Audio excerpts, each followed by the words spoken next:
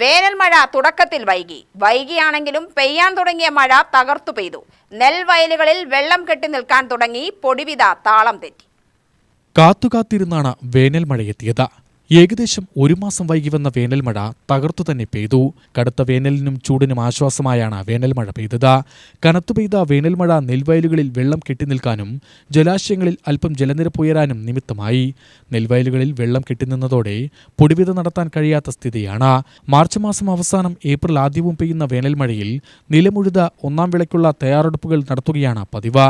2-3 തവണ ഉഴുതുമറിച്ച് നിലം പാകമാക്കിയ ശേഷം മെയ് ആദ്യം പെയ്യുന്ന മഴയിലാണ് പൊടിവിത നടത്തുന്നത്. അതോടൊപ്പം പൊടിവിത നടത്തേണ്ട നെൽവയലുകൾക്ക് ആവശ്യമായ ഞാറ്റടി തയ്യാറാക്കുന്നതും മെയ് മാസം ആദ്യം പെയ്യുന്ന വേനൽ മഴയിലാണ്.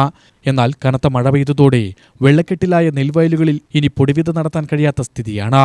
ഇനി പറിച്ചുനടിയിൽ മാത്രമാണ് കർഷകർക്ക് ആശ്രയം. വിളവിറക്കാനുള്ള ചെലവ് കുറയും.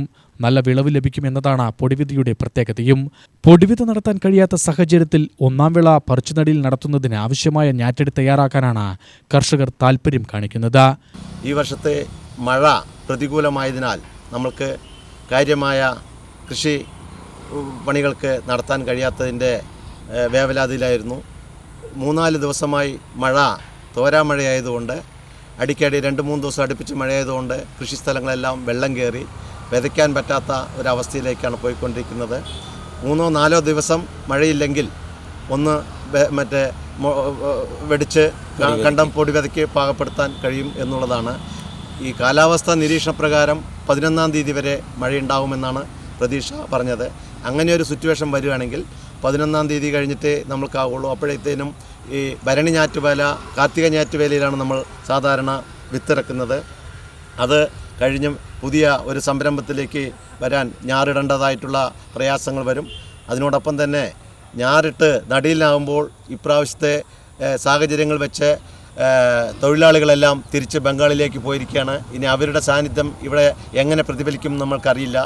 അതുകൂടെ വന്നാൽ കർഷകർക്ക് നടുന്നതിനും അതുപോലെ തന്നെ ഞാറ് പറിച്ച് മുളയാക്കുന്നതിനും ഒരുപാട് പ്രതിസന്ധികൾ നമ്മൾക്ക് നേരിടേണ്ടി വരും. അന്നം തരുന്ന കർഷകനെ